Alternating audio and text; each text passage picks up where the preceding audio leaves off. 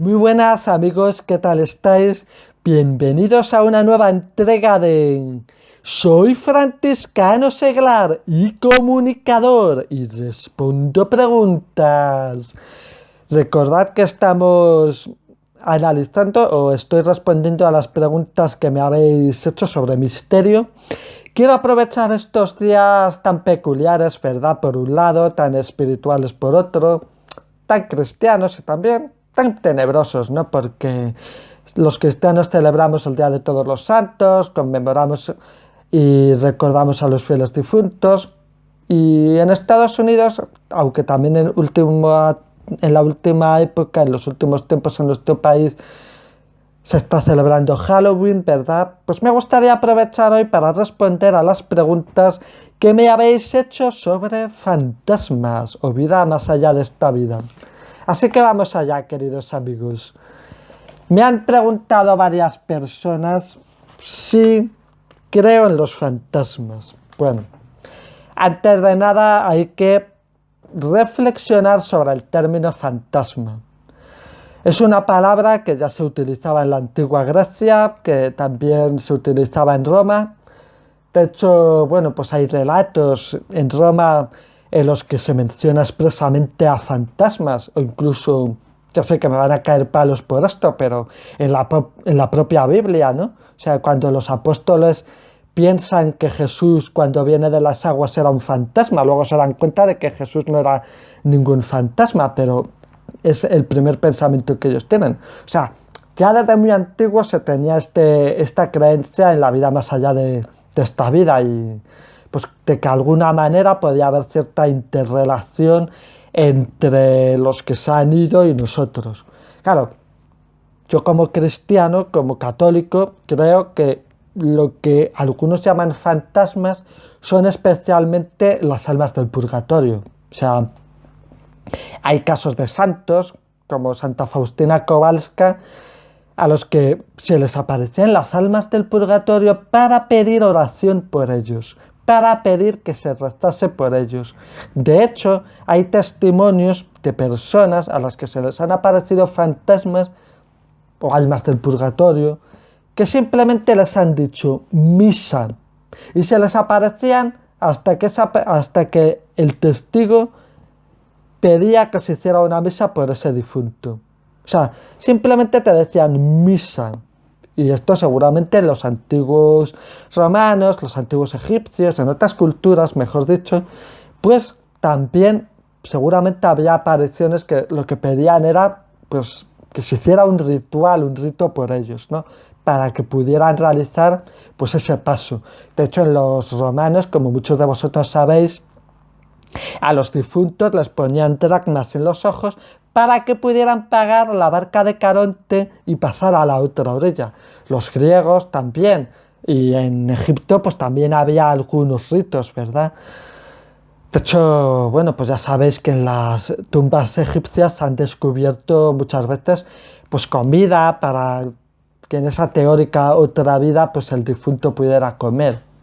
Bueno, entonces, ¿creo en los fantasmas? Sí, pero creo en los fantasmas, por un lado, de esa manera que he dicho, como almas del purgatorio. O sea, yo no los llamo fantasmas, pero sí almas del purgatorio. Lo que yo no creo, aunque sí que se ha podido dar el caso en la tipología, lo que yo no creo es eso de que una persona que ha muerto se queda encadenada a un lugar. Más bien puede ser una impregnación, más bien pueden ser otras circunstancias. No me creo eso de que una persona que ha muerto se quede encadenada, sobre todo porque si Dios nos ha creado, no creo que Dios nos vaya a abandonar después de partir de esta vida.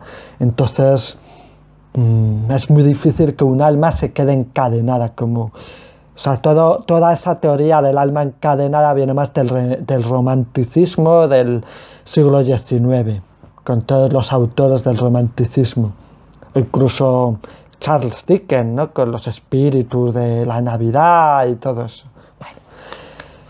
Bueno. Entonces, creo en los fantasmas, sí, por un lado, como ánimas del purgatorio que vienen para que pidamos por ellos, para que recemos por ellos. De hecho, yo he tenido casos en los que he notado presencias de gente que no conocía, me perturbaba un poco esa presencia y yo le pedía que por favor se fuera hacia Dios, que se fuera hacia la luz y que iba a rezar un Padre Nuestro por esa persona. Bueno, no sé si sería sugestión o si sería algo real, el caso que esa presencia dejaba de sentirse. Luego sí que es cierto que también tengo un pensamiento que sé que muchos amigos míos no están de acuerdo con ello. Yo hablo desde mi testimonio personal y es que Dios nos da permiso, o mejor dicho, da permiso a quienes se han ido para que puedan cuidarnos, para que puedan visitarnos, para que puedan estar con nosotros. De esto hablaré al responder a la siguiente pregunta, de hecho, porque me ha preguntado Elisa, ¿crees que los antepasados nos visitan y cuidan de nosotros?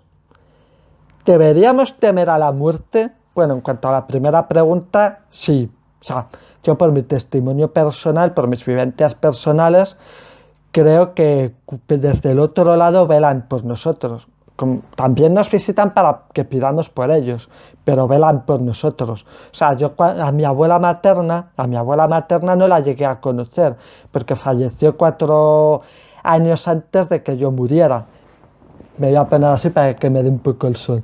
Falleció antes de que yo muriera, pero sí que cuando era pequeño yo notaba de alguna manera que mi abuela materna me estaba protegiendo, me estaba cuidando.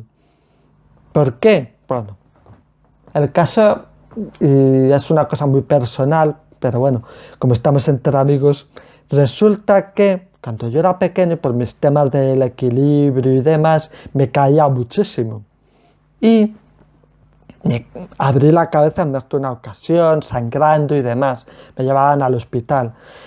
Bueno, pues yo notaba una presencia que incluso llegué a ver, que yo en ese momento no reconocía, pero me parecía muy familiar, me recordaba, o mejor dicho, era como que tuviera algo que ver conmigo esa presencia, y estaba ahí confortándome, cuidándome, y años después, viendo un retrato, porque claro, yo era muy pequeño cuando me pasaba esto, tenía 3, 4, 5 años. Años después, viendo un retrato de mi abuela Angustias, me di cuenta de que era la mujer o que era la presencia que a mí se me aparecía. Pero es que con mi abuela Angustias, con mi abuela Elisa, mi abuela paterna, me pasó algo parecido. Resulta que yo, pues, también por el equilibrio, me mareaba muchísimo, por eso me caía. Bueno, pues me mareaba muchísimo, tanto en el colegio como en Santoyo, sobre todo, jugando al fútbol y demás. Y en el colegio me tumbaban en el botiquín del colegio y tardaba bastante en recuperarme. Aunque me dieran suero, aunque me dieran agua con azúcar y demás, tardaba más en recuperarme. Sin embargo, y aquí viene lo curioso, cuando me tumbaban en Santoyo, ya muerta mi abuela Elisa, que a mi abuela Elisa la conocí pues cuando yo tenía 11 años, ella falleció. Me tumbaban en su cama, yo de pequeño había dormido en la cama de mi abuelo Pedro, había dormido en esa habitación infinidad de veces. Os puedo asegurar que en menos de 20 minutos estaba totalmente restablecido. Pero no solo eso, notaba como una fuente de calor, como si una mano humana se pusiera sobre mi barriga. Y notaba una sensación de paz, una sensación reconfortante impresionante, impresionante. Entonces, yo creo que mis abuelas están ahí protegiéndome desde el otro lado, o incluso aquí junto a mí. Yo creo que mi padre, desde que falleció, también está velando por mí, porque, por ejemplo, ya sabes que he sufrido depresión, ¿no? Pues durante los años de mi depresión, muchos momentos que tenía ganas de llorar, y que de hecho lloraba, y que de hecho lo pasaba fatal, fatal. De repente notaba a mi padre y notaba una paz interior, con perdón, acojonante. De hecho, recuerdo una conversación, aunque esto fue años antes, con don Rafael Zornoza, obispo de Cádiz ahora, entonces obispo auxiliar de Getafe. Yo hablaba con él mucho de estos temas, porque claro, a mí siempre me han gustado los temas de cuarto milenio, de milenio 3 y tal. Y yo le pregunté, pero oiga, don Rafael, ¿es bueno que yo cuando seas sacerdote investiga estos temas. Me dijo, no es ni bueno ni malo. Lo malo es que te quite tiempo para otras cosas o que te lleve a hacer cosas incorrectas para un católico. Como puede ser la Ouija, como puede ser el espiritismo, eso es lo malo. Pero simplemente que investigues el tema de las almas del purgatorio, el tema de la vida después de la vida y estas cosas, eso no es malo. De hecho, te sirve, incluso como sacerdote serviría, pero también como seglar te sirve para confortar a personas que han perdido a un ser querido. Bueno, otro caso. He hablado antes de mi abuela Angustias. El otro día en Ecos de los Remotos contaron un caso muy cercano. Por eso digo que aunque yo no la conocí en persona, siempre la he notado muy cercana. Contaron un caso que me sucedió a mí hace 1 año y medio, cuando en mayo de 2000... No, perdón, hace ya 2 años y medio.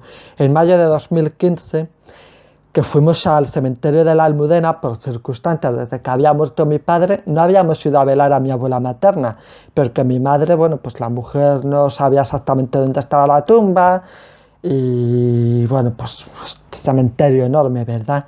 El caso que fuimos al cementerio a enterrar a otra persona, a una persona amiga de la familia, y justo donde le iban a enterrar, yo le dije a mi madre, digo, mamá, ese árbol y esa papelera, ¿qué quiero decir con eso? Ella la intuía por dónde iban los tiros. Digo que la abuela Angustias está enterrada en ese árbol y en esa papelera. O sea, entenderme, está enterrada al lado de ese árbol y de esa papelera.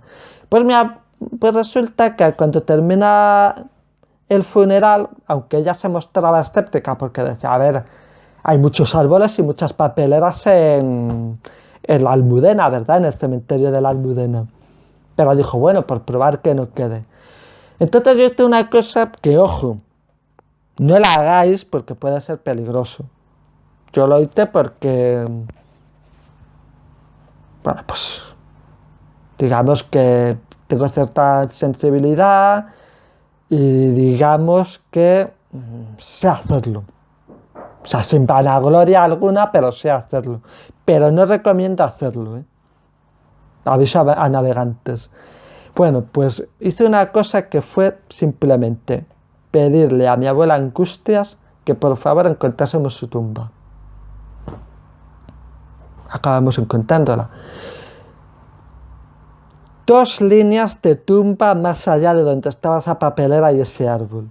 Ahí estaba enterrada mi abuela Angustias. ¿Y sabéis cómo se llamaba la persona que encontró la tumba? Porque no fui yo. Se llamaba Dolores. Qué curioso. Dolores y Angustias, 2 palabras sinónimas.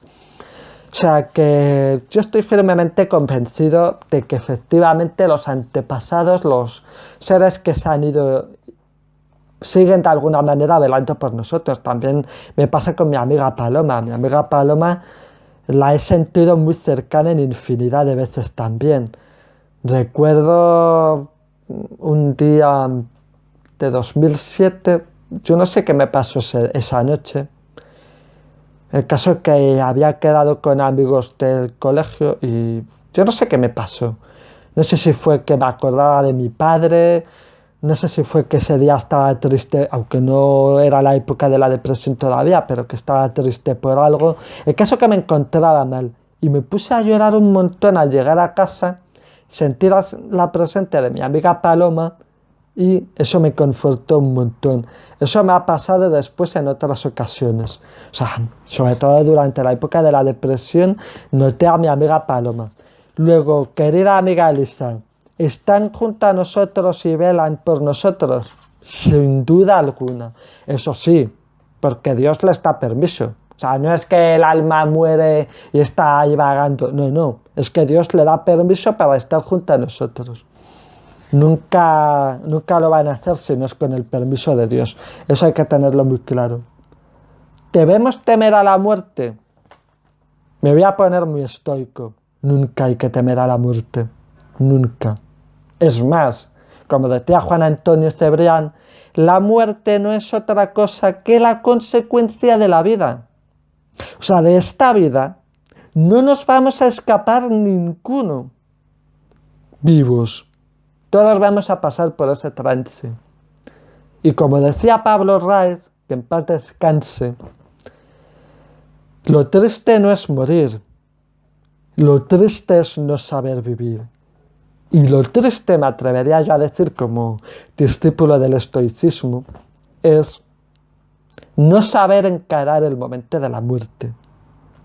Mi abuelo Gerardo, mi querido Papa Gerardo, como le llamábamos, bueno, pues el hombre no era especialmente creyente, pero la última semana de su vida yo estoy convencido de que habló muchísimo con Dios. No sé si llegó a hablar con algún sacerdote, había capellán en ese hospital. Yo no me quise meter, aunque sé que, a ver, por un lado como católico a lo mejor hubiera debido hacerlo, seguro. Me da culpa por mi parte, pero no me quise meter porque dije, bueno, es un asunto de su intimidad. Si él quiere, lo va a pedir seguro. Porque con 91 años que tenía, su mente era totalmente lúcida, tenía una salud física, espiritual y mental impresionante. Pero durante esa semana que pasó en el hospital apenas habló con nosotros. Estaba casi todo el rato en silencio. Y no porque estuviera mal, ¿eh? Yo estoy convencido de que estaba hablando con el jefe. Se estaba preparando para la muerte. Luego, no debemos temer a la muerte. Debemos temer el no estar preparados para afrontar la muerte. ¿Y cómo podemos estar preparados para afrontar la muerte? Os voy a hablar como cristiano y os voy a hablar como persona que defiende unos principios estoicos, unos principios de una cultura judeocristiana y también grecorromana. Bajo mi punto de vista cristiano, meramente cristiano, aunque es el que invade toda mi personalidad, evidentemente, el que conforma, mejor dicho, porque invadir es una palabra muy fea, el que conforma mi personalidad humana, mi personalidad cristiana, bueno, pues mediante los sacramentos. Lo que siempre se ha dicho, estar en gracia de Dios, cumplir los 10 mandamientos, cumplir los preceptos y mandamientos de la Iglesia, sobre todo amar a Dios sobre todas las cosas y amar al prójimo como a uno mismo, bajo mi punto de vista, por rezar el rosario, sobre todo oración, oración, oración, también reparación, pero mucha oración. Como estoico y grecorromano, meditación, vivir siendo conscientes del momento presente. Ojo, esto no es solo estoico o grecorromano, es también cristiano. O sea, el cristiano tiene que vivir consciente del momento presente. El ayer pasó y hay que pedir perdón a Dios por lo que hicimos mal ayer, pero no hay que estar constantemente dándole vueltas al ayer. El que tira del arado y mira para atrás no es digno del reino de los cielos, enseña Jesús, ¿verdad? Del mismo modo, ¿por qué temer el futuro? ¿No están contados acaso los cabellos de nuestro pelo, como decía Jesús en el Evangelio? Hay que confiar en Dios, o si uno no es cristiano, pues confiar en la providencia, confiar en... O sobre todo ser fiel a unos principios, vivir conforme a esos principios que son universales y evidentes por sí mismos. En resumen, no hay que temer a la muerte, hay que temer no estar preparados cuando llegue ese momento. Pero ya no solo por nuestro posible destino en el más allá, independientemente de que sea un más allá judeocristiano, un más allá pagano, un más allá que no haya más allá o un más allá como no lo hayamos concebido. Independientemente. Sino también por el legado que dejamos a nuestros sucesores. Decía Juan Antonio Cebrián que de nosotros depende que llegado el momento de la muerte, nuestro legado sea lo suficientemente relevante como para dignificar la memoria que leguemos a nuestros sucesores. Y luego me pregunta Juan, ¿has vivido fenómenos paranormales o fenómenos extraños? ¿Puedes contárnoslos? Pues vamos ahora mismo por el minuto 19. Como no quiero que sea demasiado largo, voy a intentar recapitular y contar los más vamos a decir, impactantes. Sí que he vivido, o sea, por eso decía que yo, bueno, pues tengo cierta receptibilidad, cierta sensibilidad. Bueno, caso que desde pequeño he sentido, no os preocupéis, ha sido un cuadro que está ahí arriba que para una mejor visibilidad le he puesto apoyado en el banco y se ha caído, no ha sido ningún fantasma. Estamos en riguroso directo o falso directo. Bueno, desde pequeño he sentido muchísimas presencias, digamos, de los que ya no están aquí. Por eso digo lo de las almas del purgatorio. Os va a sonar muy extraño esto. Cuando yo era pequeño y en la tele decían, o en las noticias, o alguien decía que se había muerto fulanito, esa noche yo notaba a fulanito. O sea, recuerdo una noche, una tarde, en la que una amiga de la familia llamó a su sobrino. Me voy a inventar el nombre pues, por privacidad. Y le dijo, fulano, ¿sabes quién se ha matado? Claro, eso me impactó tanto. Había sido pues un amigo de fulano que se había matado en un accidente de tráfico. Pues esa noche yo sentí a fulano. Y resulta que a fulano yo le conocía, me parece, si no recuerdo mal, o le conocía del colegio o le conocía porque era amigo de este sobrino de esta amistad familiar. El caso es que, de alguna manera, esto es una pregunta mentalmente, ¿no? ¿Qué quieres? Oración. Claro, yo me notaba muy turbado, notaba mucha turbación, pues porque era una persona que se había matado de repente, o sea, su vida se había visto sesgada de repente en un accidente de tráfico. ¿Qué quieres? Oración. Vale. Voy a rezar por ti, pero por favor, busca el camino hacia Dios y ve hacia Él. Rezo por tu alma. Recé el Padre Nuestro, recé el Ave María y recé el Gloria. Toda la turbación anterior se fue.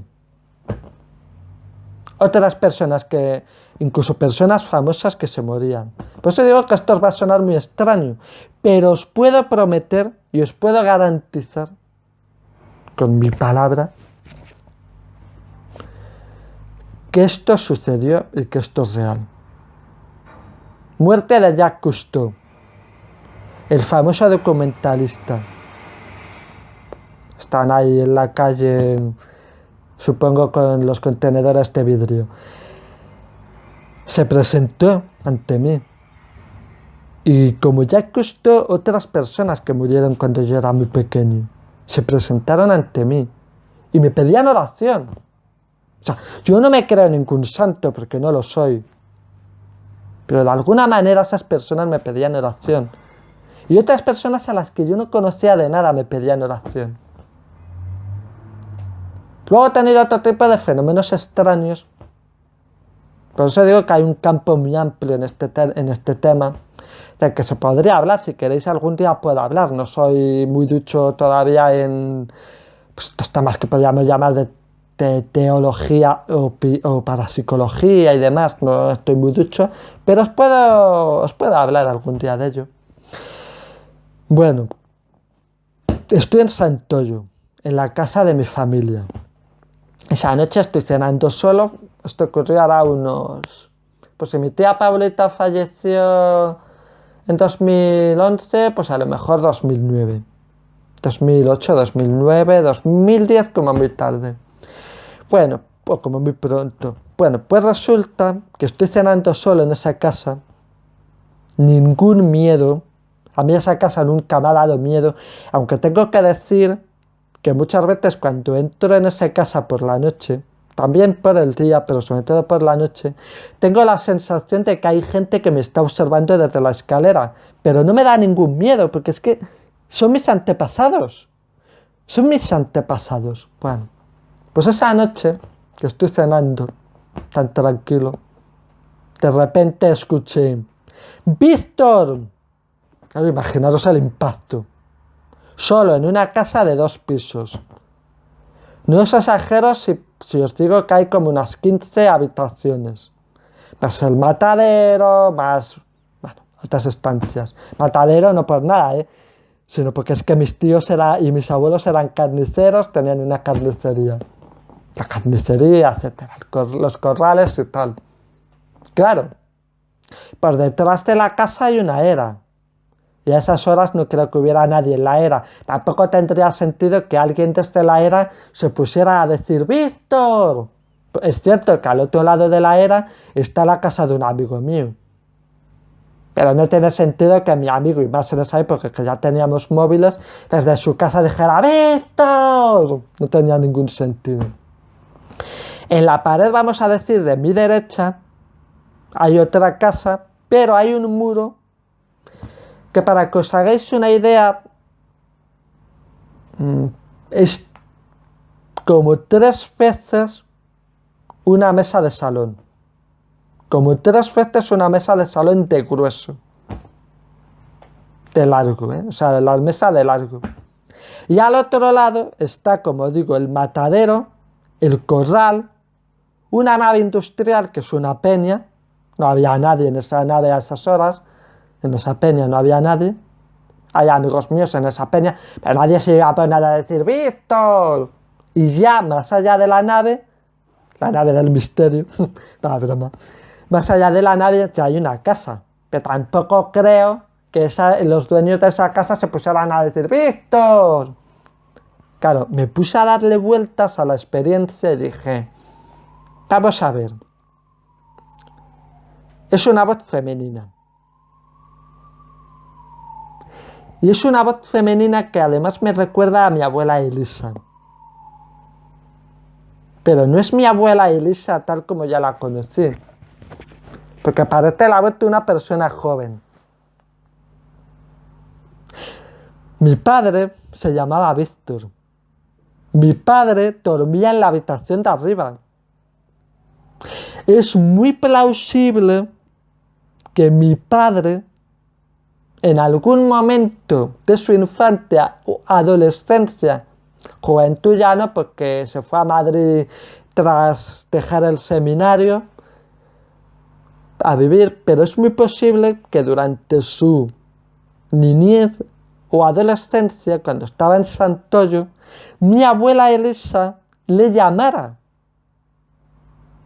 Decía un profesor, los que estuvisteis en el colegio conmigo os acordaréis, Juan el físico, como decíamos, el físico, porque siempre hacía este gesto. Pues Juan el físico siempre decía una frase. Y ojo, un físico, no un tío que está en la calle en un banco hablando con una botella de Coca-Cola. No, un físico. Decía: cada vez que respiramos, estamos respirando las partículas, por ejemplo, que expulsó Julio César cuando dijo: «Tu quoque filimi». Claro, yo no digo que fuera eso lo que escuché, pero sí que pudo ser lo que se llama impregnación, concretamente impregnación auditiva o sonora. ¿Quién sabe si las voces que yo, por ejemplo, estoy pronunciando ahora, esas voces van al espacio? Esas voces sí se quedan por ahí de alguna manera. ¿Quién sabe si en algún momento podemos llegar a escucharlas? ¿Quién sabe si las psicofonías, por ejemplo, una de las explicaciones puede ser esa? Ojo, no digo que sea la explicación, pero ¿quién sabe? Yo estoy convencido de que lo que escuché esa noche fue una impregnación de algún momento de la infancia de mi padre en la que mi abuela Elisa le llamó. Y bueno, como ya el vídeo lleva media hora, tampoco os quiero cansar mucho. os podría contar infinidad de cosas extrañas que me han sucedido. Y voy a terminar con dos relacionadas con mi querida amiga Paloma. Si queréis, ponedme en los comentarios... o en los comentarios también a las publicaciones de Facebook y WhatsApp y en YouTube en general, los comentarios. Ponedme si queréis que hable más sobre este tema, que estoy convencido de que me vais a decir que sí, de experiencias que he vivido, porque es que tengo para escribir no un libro, 3 libros, y lo digo sin ningún tipo de vanagloria ni soberbia. Bueno, pues como digo, voy a terminar con esos dos fenómenos extraños relacionados con mi amiga Paloma. El primero, o los dos primeros, podríamos decir, porque de alguna manera van parejos, cuando mi amiga Paloma estaba en coma, y no he querido hacer ningún ripio, por favor, cuando mi amiga Paloma estaba en ese estado de, bueno, pues porque la operaron y la pobre pues entró en coma, yo hubo una noche que estaba en mi habitación, muy inquieto. Notaba una presencia que no era una presencia que reconociera, porque yo muchas veces las reconozco. No suelo ver, o sea, yo no suelo ver al fantasma, vamos a decirlo así. Sí que es verdad que muchas veces he visto sombras. Incluso alguna vez he visto una figura que he podido reconocer, o no, pero que era una figura humana. Pero la mayoría de las veces, cuando yo reconozco a alguien, o no le reconozco, pero le veo, vamos a decirlo, yo lo que hago es cerrar los ojos y se me presenta en la mente la figura de esa persona. Os va a sonar muy extraño, sobre todo a los que no sabéis de estos temas, pero digamos, yo es lo que percibo y es como veo a esos que ya no están aquí. Bueno, pues aunque cerré los ojos esa noche, no pude reconocer a mi amiga Paloma. Pues resulta que escuché una voz femenina y era la voz de Paloma diciendo: tranquilo, Víctor, soy yo. Y la verdad que me tranquilizó muchísimo. Ay, pobrecilla mía, me tranquilizó muchísimo. Bueno, la noche que fallece, yo todavía no lo sabía, evidentemente, estoy soñando con una chica que camina junto a un campo de fútbol. Una chica, además yo no veía el rostro, yo veía una figura negra, pero era una forma de mujer, además con los pelos largos como los tenía Paloma. Pero yo no reconocía a Paloma en ese momento. Campo de fútbol, además fue todo como muy arquetípico, el cielo estaba con tonos rojos y negros, como muy apocalíptico. Me desperté con sensación de mal rollo, de algo ha pasado. Aunque no sabía que era Paloma la chica del sueño, yo me desperté con la sensación de que algo había pasado. A la media hora me llama una persona del colegio, sabiendo de mi especial vinculación con Paloma, porque es que éramos muy amigos, o sea, cuando Paloma y yo nos conocíamos estábamos casi empezando el colegio, o sea, éramos pequeñajos. O sea, toda la vida juntos habíamos estado. Pues me llamó esta persona: ha fallecido Paloma. ¿Hace cuánto? ¿Media hora?, le pregunté. Sí, a las 8:30 de la mañana. Eran las 9 de la mañana. Dije, me cago en la leche, con perdón. ¿Y qué pasa? Que he soñado con ella. Había venido a despedirse, la pobre. Bueno, pues resulta que luego, tiempo después, desde entonces he sentido su presencia en infinidad de veces. Tuve un sueño, por ejemplo, en el que, porque mi padre falleció un año después, y el padre de Paloma, que era una familia muy querida por nosotros, Paloma, Lucio, eran muy queridos por nosotros, también la madre y la hermana de Paloma. Les queríamos un montón. Bueno, les queremos a la madre y a su hermana, ¿no? A la hermana de Paloma.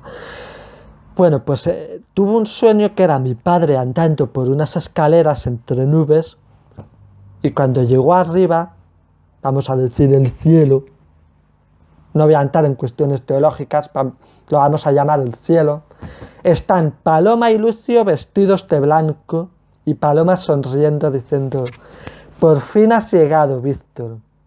Como si... Porque claro, mi padre tuvo una... Que por cierto, la muerte de mi padre por algún motivo no la percibí. Pero bueno, es otro tema. Pero sí que luego he soñado muchísimo con mi padre. Pues como si mi padre, como murió de una manera tan repentina, le hubiera costado asimilar esa muerte. Y como si nuestra oración, mi oración, la oración de los que rezaron muchísimo por él después de su muerte, la oración posiblemente también de Paloma desde esa otra vida, hubiera servido para que mi padre alcanzase ese punto, ¿no? Bueno, pues fue un sueño que yo estoy convencido de que fue una realidad. Después me pasó muchísimo en la época pues que todavía teníamos el colegio, el Liceo Zuloaga, en que yo escuchaba a Paloma cantando, por ejemplo, por el Zuloaga. Fue una cosa tremenda. Y me estoy acordando de una cosa que quiero contar también, no tiene nada que ver como Paloma, pero creo que va a servir como un bonito colofón, porque siempre se pregunta a uno qué sucede con quienes se suicidan, ¿verdad? Hay algunos investigadores con los que yo no estoy de acuerdo, que dicen que el suicida poco menos que se queda encadenado en el más allá y que sufre un sufrimiento eterno. Yo no estoy de acuerdo. Creo que el suicida, por sus condiciones de que es que le puede la cabeza, o sea, la persona que se suicida no es consciente de ello realmente. Hay gente que sí, pero por lo general. Bueno, pues un amigo mío, y siento si a alguno le molesta que diga su nombre, pero era mi amigo y le quiero mucho, igual que quiero a Paloma, igual que quiero a mis seres queridos fallecidos. Mi amigo Álvaro falleció suicidándose, bueno, pues parece ser que se quitó la vida. Y yo estuve en su ciudad natal, o en la ciudad en la que él vivió. Digo, siento si a alguien le molesta que dé este dato, porque parece ser que hay gente a la que le molesta que escribiera este dato en mi blog. Lo siento mucho, pero yo lo hago con cariño. El caso, y no voy a dejar de ser libre porque haya gente a la que no le guste. Cada vez estoy más alejado del miedo al que dirán. Bueno, pues mi amigo Álvaro, estuve en su ciudad natal o en la ciudad en la que él vivió, en Salamanca, investigando qué le había podido suceder para morir de esa manera. La verdad que, bueno, lo conté con muchísimo silencio, tengo que decirlo. Salvo un amigo que es el único que me ha puesto sobre la pista y me ha aclarado bastantes cosas. El caso, y aquí viene lo fuerte, estoy yo rezando en la Catedral de Salamanca el Padre Nuestro, porque fui a misa allí el domingo, y estoy rezando el Padre Nuestro, y mentalmente visualicé a Álvaro, sentí la presencia de Álvaro. Bueno, ese día no había habido sol en ningún momento de la mañana porque estaba nubladísimo. Tenía una vidriera justo delante, pues donde se supone que venía el sol si hubiera habido sol. Y de hecho vino el sol después, como vais a ver. Bueno, pues tenía una vidriera delante por la que entraba el sol. Estaba visualizando a mi amigo Álvaro y rezando el Padre Nuestro en el momento de perdona nuestros pecados como así nosotros perdonamos, o sea, perdona nuestras ofensas, perdón, como nosotros perdonamos a los que nos ofenden. Justo en ese momento, y se me pone la piel de punta, los pelos de punta, mejor dicho, al recordarlo, justo en ese momento, el sol salió, y me podéis creer o no, pero ahí está mi testimonio.